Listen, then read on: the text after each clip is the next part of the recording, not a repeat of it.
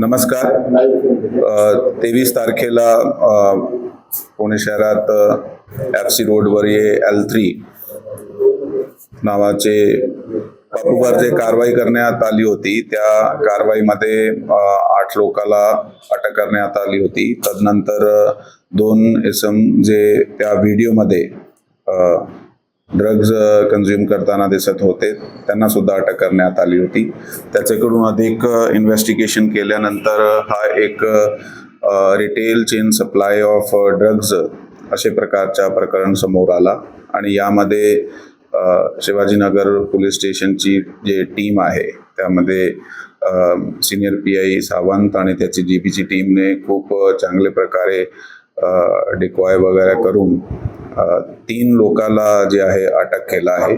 त्यामध्ये एक Nigerian foreigner आहे आणि 2 पुण्याचे राहणारे इसम आहे आणि त्याच्याकडून कॉन्ट्राबँड सुद्धा जप्त करण्यात आलेला आहे.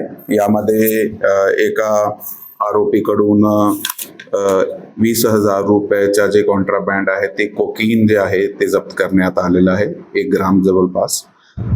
दुसऱ्याकडून एक 3 ग्राम जवळपास 55,000 रुपयाचा जे एक नायजेरियन फॉरेनर आहे त्याच्याकडून कोकेन जप्त करण्यात आलेला आहे कन्झ्युमेबल क्वांटिटीजमध्ये.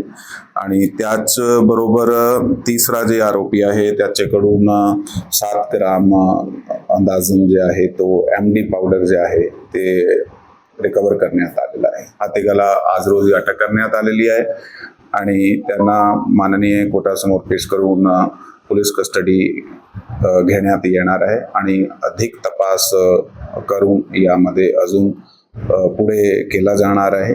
थँक्यू. जय हिंद, जय महाराष्ट्र. आतापर्यंत एकूण किती लोकांना आपण या प्रकरणी अटक केली? यामध्ये सध्यापर्यंत 13 लोकांना अटक करण्यात आलेला आहे या केसमध्ये आणि NDPSचे जे केस आहे त्याची कलम वाढ पण करण्यात आलेली आहे. यामध्ये NDPS कायद्याचा कलम 8क 20(ब)(2), 21(अ)(ब), 22(अ), 27(अ) आणि 29 हे कलम वाढ करण्यात आलेले आहे. सर, सगळ्यांचं एकत्रित इंटरप्रिटेशन होत आहे, सगळ्यांना एकत्र बसून इंटरप्रिटेशन केलं जातं. हो, ते इंटरोगेशनची ते वेगवेगळी टेक्निक असते की ते काही वेळी इंडिव्हिज्युअली, काही वेळी 2-2 ला डिपेंड करत आहे इंटरोगेशन नीड्स काय आहे.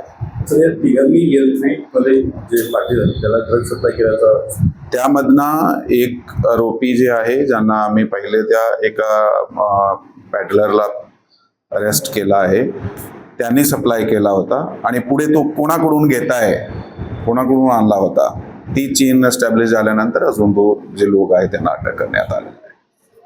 Thank you sir. थँक्यू.